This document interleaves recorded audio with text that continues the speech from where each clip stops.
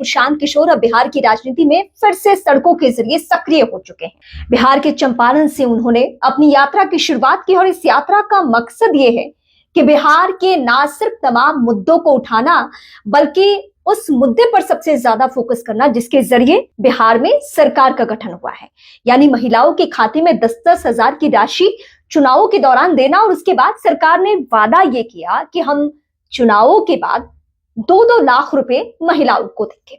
अब प्रशांत किशोर ने चुनाव परिणाम के ठीक बाद कह दिया था कि हम महिलाओं के हक के लिए लड़ेंगे। वो हार कर बैठने वालों में से नहीं है, वो एक बार फिर से निकल पड़े हैं। लेकिन इस बीच उन्होंने क्लियर कर दिया है कि 2 लाख की राशि जो है, जो सरकार ने वादा किया है बिहार की महिलाओं को देने का, वो राशि हर हाल में बिहार सरकार को देना होगा, महिलाओं के खाते में डालने होंगे। और अगर सरकार नहीं डालती है तो आप इसे मान लीजिए कि चुनावों के दौरान वोट खरीदने के लिए 10,000 की राशि दी गई थी। मतलब आने वाले वक्त में आपको हर दिन अब प्रशांत किशोर की सक्रियता देखने को बिहार में मिलेगी। और इस मुद्दे पर वो सबसे ज्यादा अग्रेसिव होने वाले हैं, जिस पर मैं अभी फोकस कर रही थी, यानी महिलाओं के खाते में अब 10,000 नहीं बल्कि सरकार के वादे के मुताबिक 2-2 लाख रुपए डाले जाए।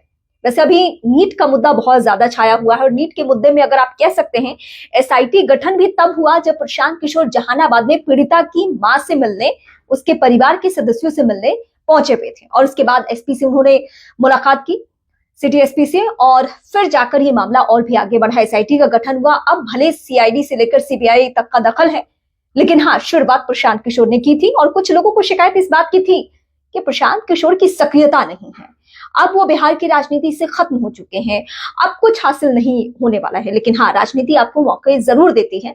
जहां लोगों को लगता है कि आप खत्म हो गए हैं, वहां से भी एक नई शुरुआत की जा सकती है। और प्रशांत किशोर फिलहाल इसी रास्ते पे आगे बढ़ रहे हैं। मैं प्रशांत किशोर को लेकर हमेशा से सजग और सक्रिय रही हूं, इसलिए क्योंकि अगर ये राजनीति इस तरीके से है जहां पे ज्यादातर लोग ऐसे आपको दिखते हैं जिन पर आप भरोसा नहीं कर सकते हैं, तो वहां एक पढ़ा लिखा शख्स अगर बिहार को बदलने की बात कह रहा है तो कुछ देर रुक कर, ठहर कर उसकी बातों पर यकीन करने में मेरा क्या कम हो जाने वाला है। अगर आने वाले भविष्य में कोई बिहार को ख्वाब दिखा रहा है तो मुझे उस ख्वाब पे यकीन है।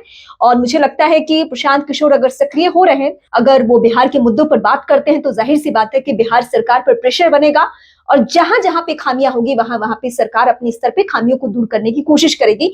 इसीलिए कहा गया है कि लोकतंत्र में विपक्ष का मजबूत रहना बहुत जरूरी है।